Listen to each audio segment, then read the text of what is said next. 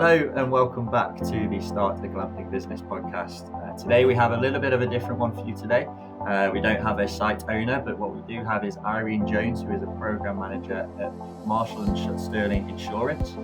They have a particular focus on outdoor hospitality, and what we're going to focus on today is the Americans with Disabilities Act, otherwise known as the ADA, how that affects operators, why you should care about it, and the potential for issues if you don't comply with the act. Is probably not something that is at top of mind for every operator, but it's something that absolutely should be, and you should bear in mind, as we will find out today. So before we dive into the ADA, Irene, I'd love you to tell us a little bit about yourself, your backstory, and how you got into this business. Nick, thanks for having me. So I love the outdoors, and I am very entrepreneurial. I went to Rutgers University and I studied history, so that naturally got me into insurance, right? Actually, what happened is I was working in a business. My husband and I had a business that was very outdoors oriented, and I knew that I was going to have to diversify and get into a field, a career, as I was coming out of university. And he said to me, you really love people and you love the way things work. I bet you would like insurance. And that's how I got involved in the insurance industry. Again, I've always been very entrepreneurial. I like to hear the story of how people are doing things. And I love the outdoors. So I started off actually doing like home and auto insurance. And before long, I got recruited to work at an insurance carrier that did children's camps and bed and breakfasts. And so I learned about dealing with hospitality. I learned about working with businesses that were in the outdoors and the things that could happen when you have young people in the outdoors. And before long, when I was at Markel Insurance Company, they asked me to develop a nature center program. And that was really interesting because it was all about organizations that were orienting people and adults to be out in nature, and all the different things that could possibly happen. That's how we think about it on the insurance side. Fast forward, in 2012, I joined Marshall and Sterling Insurance. Marshall and Sterling Insurance was founded in 1859, so we're over 150 years old. It's an employee-owned company, and it's really got a nice entrepreneurial spirit. What they said to me is, we want you to come in and really focus on working within a specific vertical, within a specific niche. And we don't want to just do insurance. We want to be proactive of all of the risks that the business segment is looking at and how we can help people prevent harm from occurring. So sort of getting out in front of that. And with the first week I was at Marshall and Sterling, I met a woman who owned and operated a campground and canoe livery on the Upper Delaware River. And she said, "What do you think about campgrounds?" I said, I'm thinking, here I am, nature center person, bed and breakfast, children's camps. It's like perfect, right? So I looked into it, and it was a wonderful opportunity. And we've been doing outdoor hospitality ever since. And so, of course, we've gotten involved in the glamping industry, but over the course of over a decade, we've taken a lot of pride in listening to what the trends are that the outdoor hospitality industry is facing. What are their opportunities? How are they going to build their businesses? And then also, what are some of the obstacles that they're faces? What are common claims? And we've built not just insurance, but risk mitigation, and we call that our total program. And certainly the Americans with Disabilities Act and some of the issues around it have played into that, and we'll get into some of those details today. Yeah, and I'm sure we could probably have a whole separate episode or two on just insuring glamping sites in general, and I'm sure we will do that one day. Today is not that day, but I do want to, just before we go into the ADA, just to kind of whet the appetite, I suppose. How does insurance work in let's say the glamping industry? Are you insuring the units? Are you insuring the people, the business? What's the general overview of insuring a glamping business? Well, I like that your little segment there, because what for any budding glamping operator, thinking about what you own and what you do is part of your responsibility in the partnership with insurance. So if you have buildings or if you have units, that physical building or physical unit should be insured for physical damage. If you have people coming, then you have, you have responsibilities to them, and you could be open to commercial general liability insurance or lawsuit claims. If you're dealing with discrimination, people could say when hiring, you could say you're discriminating against me, or as a guest, someone could say you're discriminating against me. That might be another type of insurance. So there's a broad range, and I would say just the big picture is to think about you should know what you're doing and then have a conversation so that you can not lose what you've built to either a fire or a lawsuit. Yeah, we definitely will do an episode on insurance one day. But moving on to the ADA, the Americans with Disabilities Act, could you just outline the general concept of the ADA, what its purpose is and what its scope is? Sure. So I think a good way to think about this is that if you go back to the 1970s or 1980s in the United States and you wanted to do such a basic thing as mail a letter at a post office, and you happen to be in a wheelchair, there might be 30 steps for you to go up to get into that post office. Access to, you know, things that you need to do to basically operate in life was not afforded to you. So, in that context, in the United States in 1991, the Americans with Disabilities Act was passed. It's a federal civil rights law. That means it applies in all 50 states in the U.S. And it's designed to have standards in place for design of buildings and so that they're accessible, and also to make policies and procedures around access to people with disabilities. So that there are ways that you can welcome and be inclusive to anyone who has a disability. So it really has two areas. One is how you design, like when we talk about like the glamping resorts, it's going to apply to you because you're a place of public accommodation. So if you have a business, even though, yeah, I know people will say to me all the time, like I was at the Glamping USA Expo, we were talking about this topic, and we said, well, we're a private business. You are a private business, but the public can come and book at your glamping resort. So you're a place of public accommodation. So when you design your resort, your architect is going to guide you through setting up your buildings and your premise that you're in compliance. But you also have to think beyond just designing your resort. You have to think about what your policies and procedures will be and how you can be inclusive and welcoming to people so that they don't feel discriminated against. And I think what's important to think about is that with disabilities, there are disabilities that are visible and very easily recognizable. We think somebody in a wheelchair or on crutches, or someone who is blind and is walking with a cane. But there's also non-visible disabilities, and a disability is anything that is going to impede your activities in daily living.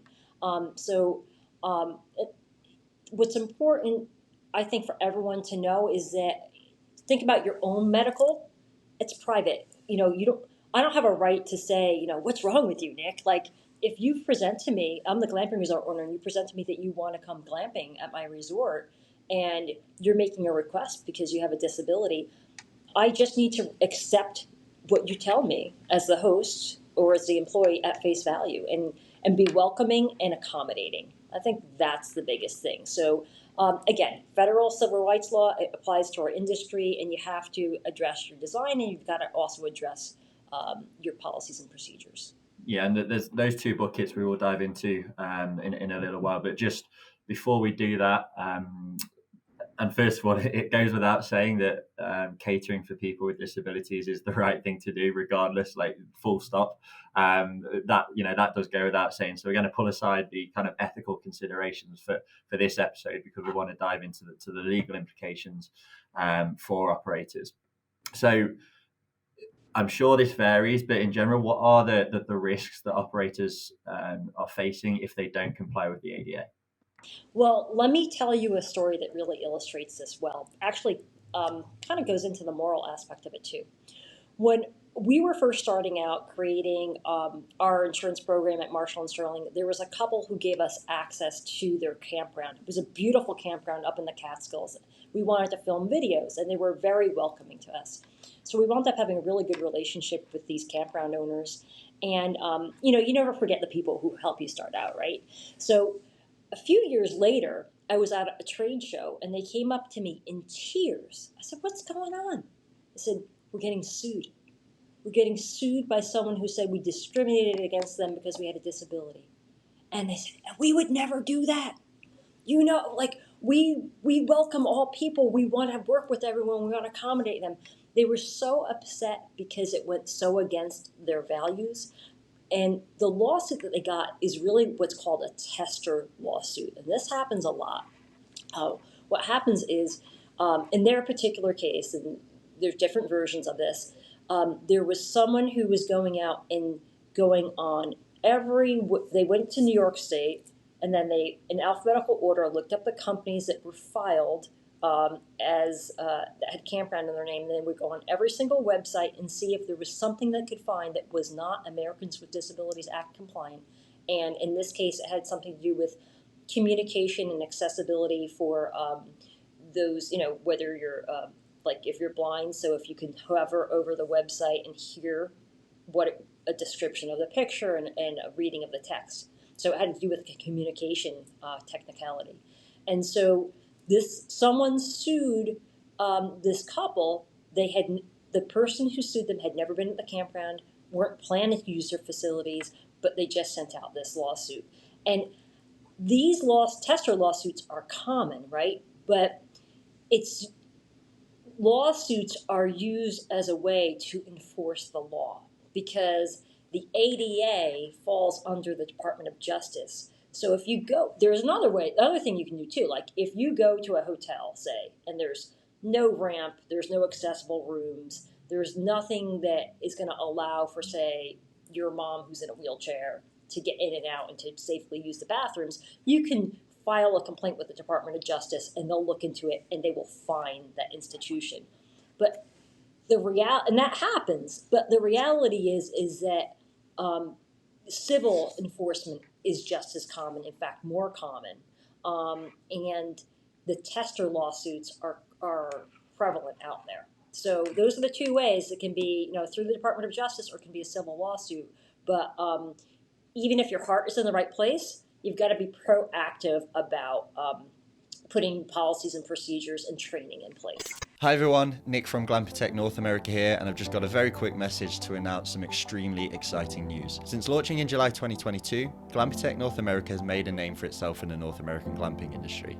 We've consulted on over 40 glamping projects, accumulated over 47,000 podcast downloads and plays, and we're now ready to take the next step. And with that, we're absolutely delighted to announce that we're beginning the process of developing our own glamping projects. We want you to be involved. There are more details to come, but for now, we're taking expressions of interest from prospective investors. We're so excited to get this going. It's been a long time coming, and we can't wait to get you involved. So all you have to do is fill out the form in the description of this episode, and we'll be in touch with more information very soon. We can't wait to hear from you, and we'll speak to you soon. Bye-bye. Yeah, and that policies and procedures, which is what we're going to focus on over the site design, as will become apparent. I think you told me a story once of how an employee got the way an employee acted basically made the whole business liable for a lawsuit, and I'm sure we can get into that. But just before we do get onto that, the first bucket, site design. Obviously, this is generally more for architects and designers and things, but obviously you have a base level of knowledge on it. So could you just give us a bit of an insight into how the ADA interplays with designing a glamping site, for example, and what operators should be bearing in mind when they are designing the layout of the site and their units? Sure. So the standard is that facilities, whether you're building new or you're renovating, there's a requirement to make them readily accessible. So when you're working with an architect, they're going to understand these things, and you should be having an ongoing conversation about that. And there's different standards. Just to go a little bit into it, what happened is in 1991, when the act was passed, there were certain design standards that were set forth, and then in 2010, those were revised. So for those of you who might be buying, say you're buying land that has an existing building on it, and then you're going to add into your resort, altering the building, the design standards, you're going to go back and look when was the building originally built, and then when you have the new construction, you want to really consult with someone who understands, how many units you have to have of this and what you do in the different recreational areas. For example, there are standards for pools, there are standards for picnic areas, there are standards for boat ramps. All of these things are things we could see at a glamping resort. So you've got to build that into your renovations and your design. And if you're, the other thing that people will often ask me is like, how can I access this information? There's a really good website called ada.gov, and you can look up the design standards there if you just want to reference, like say you're thinking about putting in a boat ramp and you just want to download that information. So that's a good resource. Yeah, and one thing I would say on that as well is it's easier to communicate that you're ADA compliant in terms of site and unit design than say policies and procedures, because you can have on your website, you can show a picture of say, a wider door frame with a ramp. And there's a real, aside from the ethical consideration, there's a real financial incentive to do that as well. Way back, I mean, this is probably about 2 years ago now, when this podcast was focused on the UK glamping market. I think there's a few UK listeners still listening, so thank you for that. But we interviewed a UK glamping site owner, just a small local site, and their site was basically tailored to people with disabilities, and they weren't doing it. I don't think they were doing it around legislation. I don't know if there is an equivalent of the ADA in the UK, but it was more. There's definitely a moral reason for why they wanted to do it. They did want to cater for people who aren't usually catered for.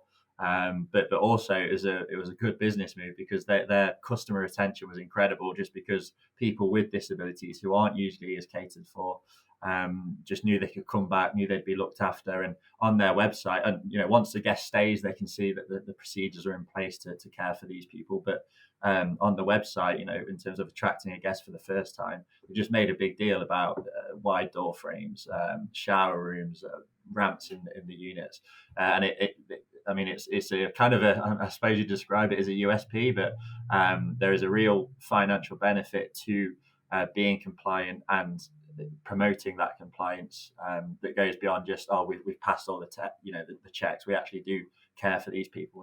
We want to kind of provide them the vacations and the holidays that they might usually be not be able to take. So I think that's important to emphasize.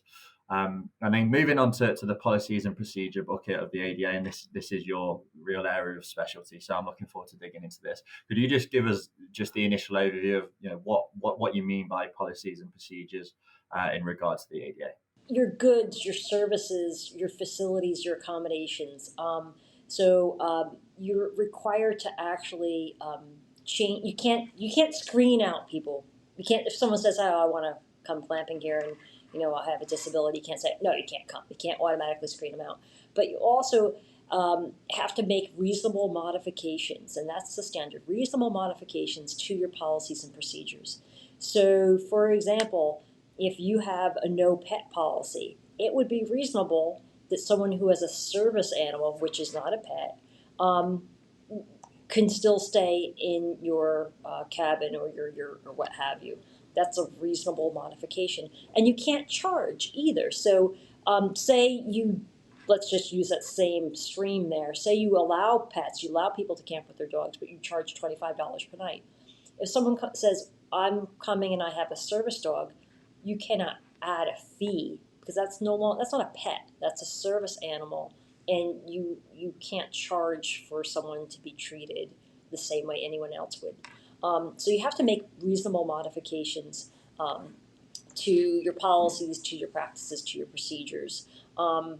Another example might be making reservations. So I think one of the things that is challenging is there's no black and white in this. Like, you can't get a stamp that your policies and procedures have been modified and everything. It's kind of like, what do you need at that time? So if someone calls up and they say, "Hey, I looked through your website, love the fact that you're showing the wide paths that now I know that I can use my wheelchair on. I love the fact that you have a zero entry pool, but I'm looking to see which of your accommodations is going to meet my specific needs.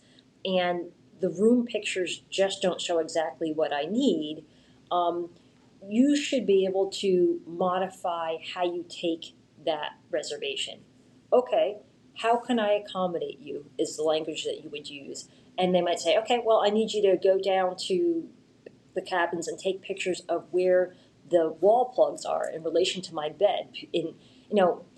And they don't have to tell you why. The person might say, because I need to plug in a breathing machine in order for me to breathe through the night. But they don't have to tell you that. All you have to do is say, can I accommodate you? And how can I accommodate you? And then fill the request. So making those modifications to how you're working with people, asking how you can work with them, is extremely important. I think that when you're thinking, and this kind of goes a little bit into design, but thinking back about access, um, in relation to what's available to you. Think from the road in. You drive in. Is there a handicapped place to park?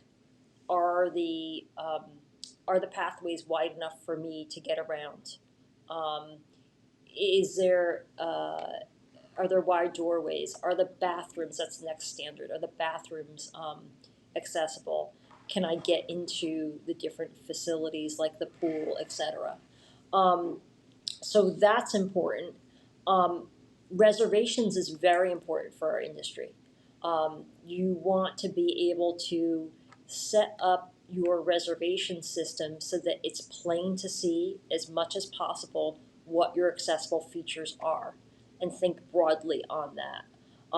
Your website should have accessible features that should be designed by your web designer. Again, a lot of this is going back to being aware. So when you're setting up your website, you're talking with Straight Web Solutions or whoever it is that you talk to, Insider Perks, or all the good vendors who are out there. They know how to set up the websites so they're accessible, but you should have them explain the features.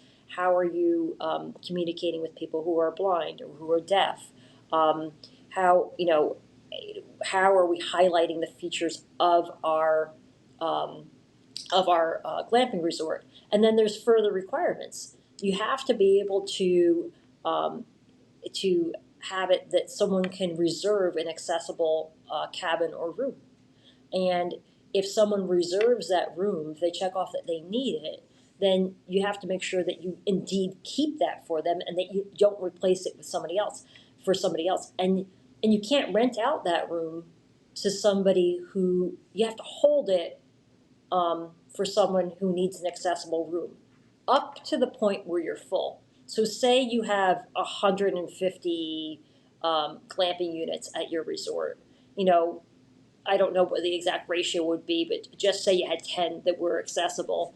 You would rent out the other 140 next, and then and hold the 10. But if they weren't filled and it was 4th of July weekend and everybody wanted to come, you can still, at that point, you can rent them out. So does that make sense?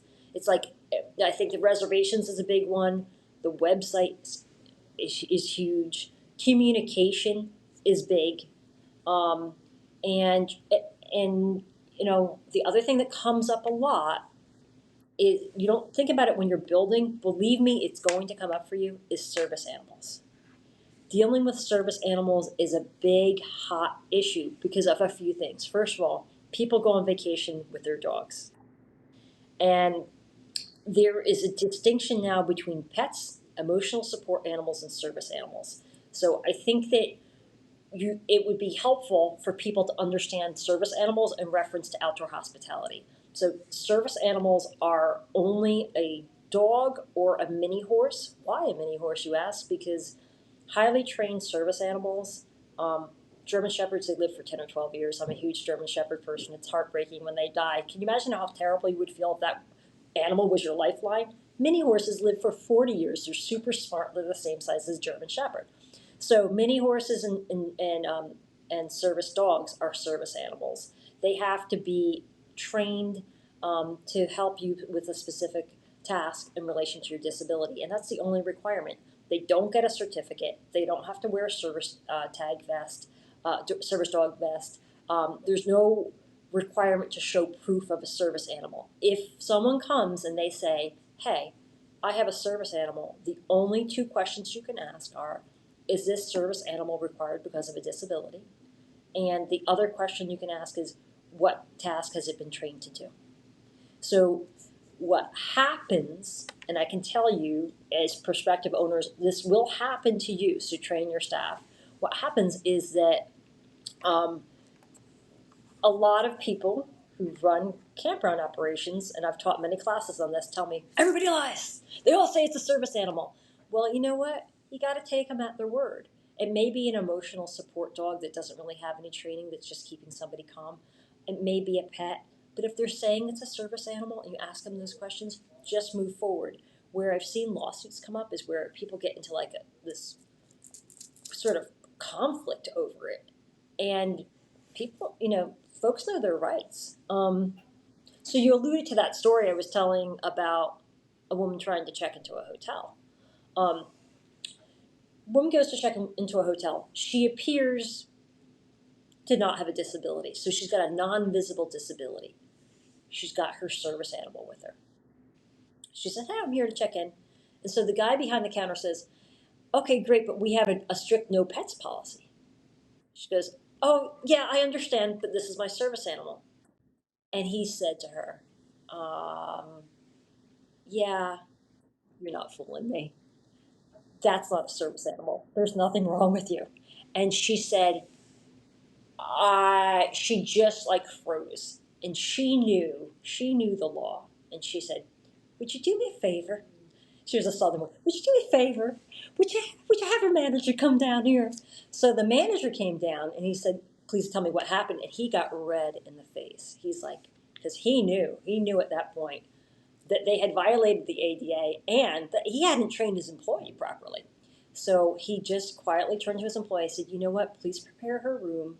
And he said, would you allow me to buy you breakfast in the morning? And she said, yes.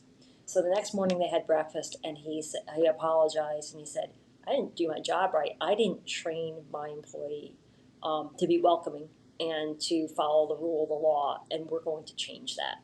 So I don't want that to ever happen to you. And I think that one of the most important things that you can do is, if you're listening to this podcast, you're already ahead of the curve, right? Like start to understand what you need to do to be welcoming to people with disabilities. And a lot of that includes language of like, how can I accommodate you? Other things that I hear that can be important are things as simple as speaking directly to the person who has a disability, not to their spouse, like, what's wrong with her? Well, first of all, don't ask that. But that's really rude in the first place, right? It's just basic hospitality. But you should see the things. I mean, people come up to me and tell me stories after I teach these classes at conferences that, it's like we can learn from these stories.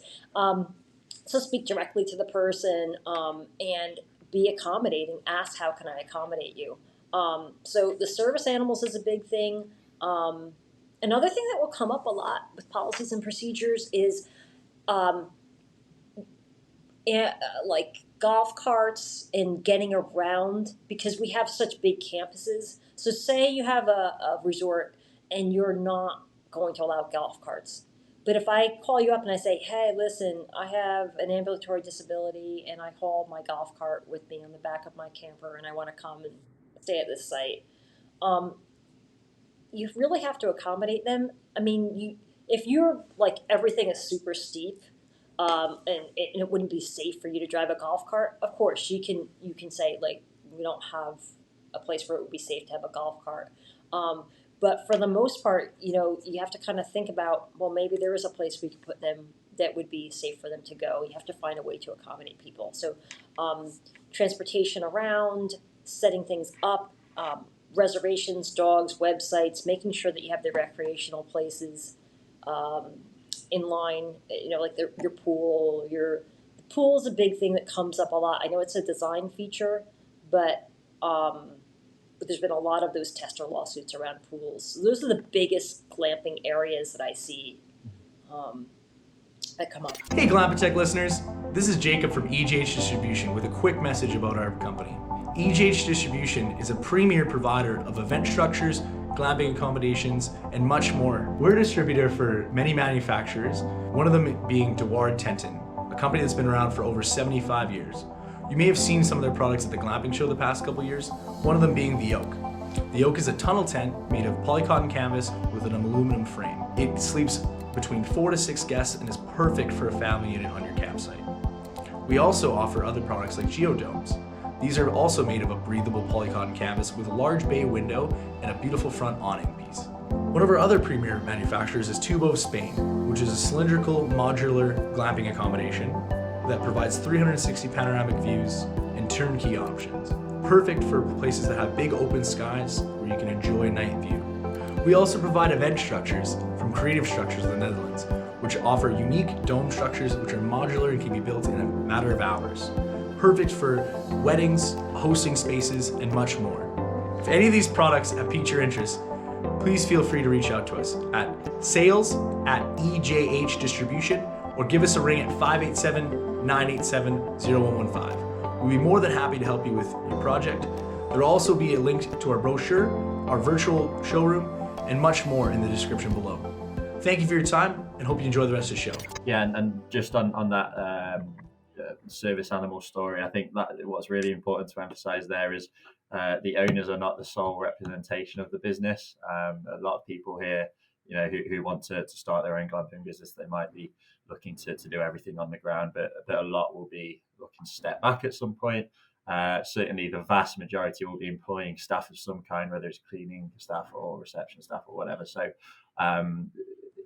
getting across that point of you have to have these policies in place, you have to have your staff trained up correctly, because the last thing you want is a member of staff causing you a potentially big lawsuit, even if you were the one that was dealing with the issue, you would have been compliant. So that's one thing to really bear in mind.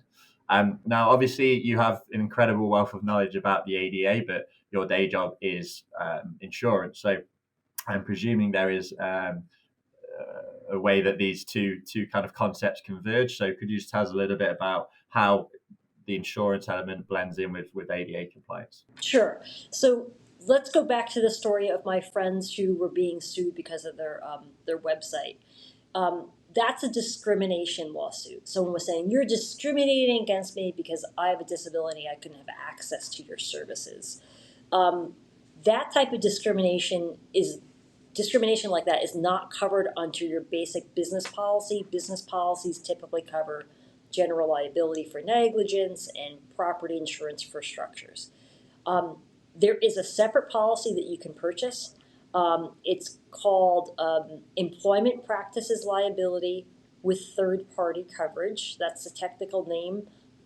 Employment practices covers you for discrimination against employees, and third parties would be like your clients. So your campers or your glampers, your clients are your third parties. So you can purchase EPLI with third-party coverage for discrimination.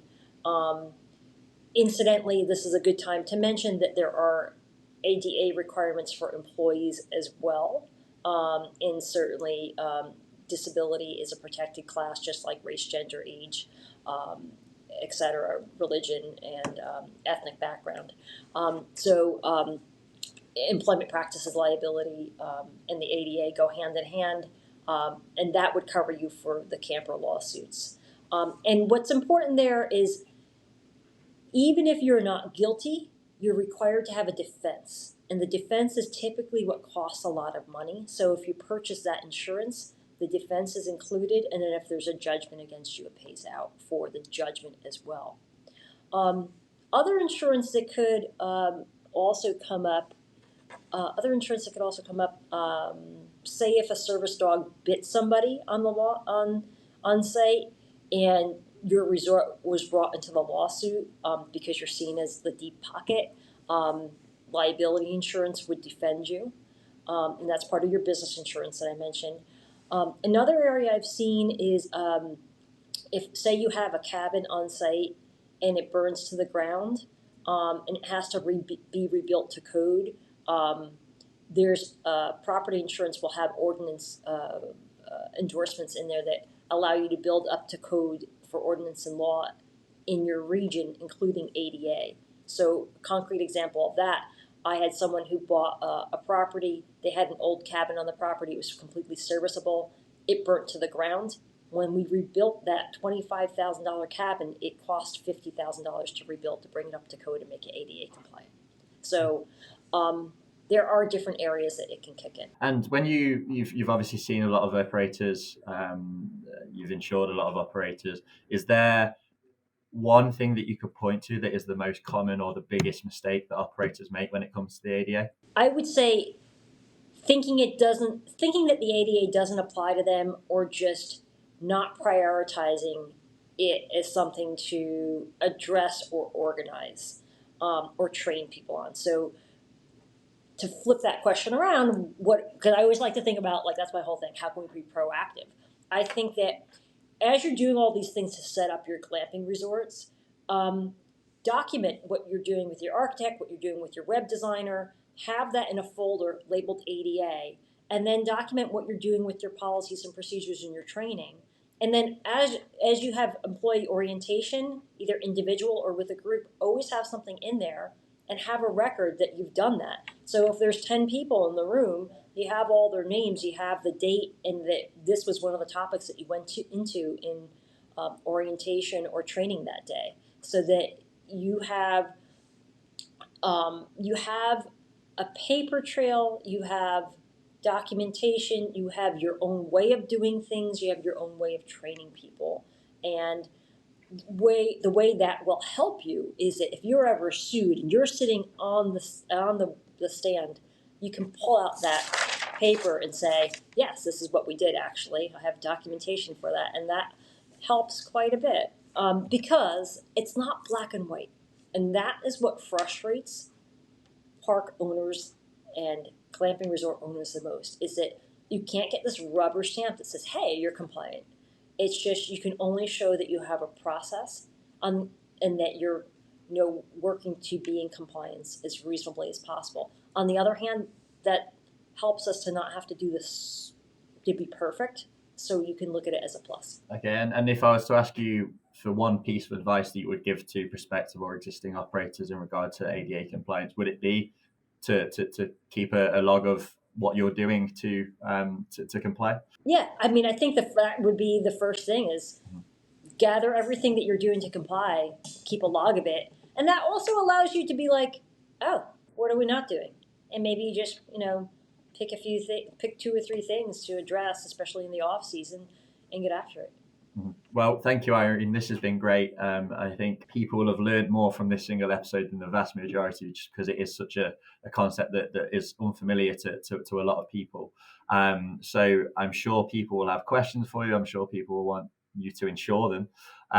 So if someone does want to reach out in whatever capacity, how can they go about doing that? Really easy, marshallsterling.com/campgrounds. Fantastic. Well, Irene, it's been an absolute pleasure. I'm sure your phone will be buzzing with inquiries after this. But thank you for your time. It's been very educational and we really appreciate it. Thanks, Nick, and I appreciate you being on, and all of the glamping operators being welcoming to people with disabilities as well. Thank you. Thank you.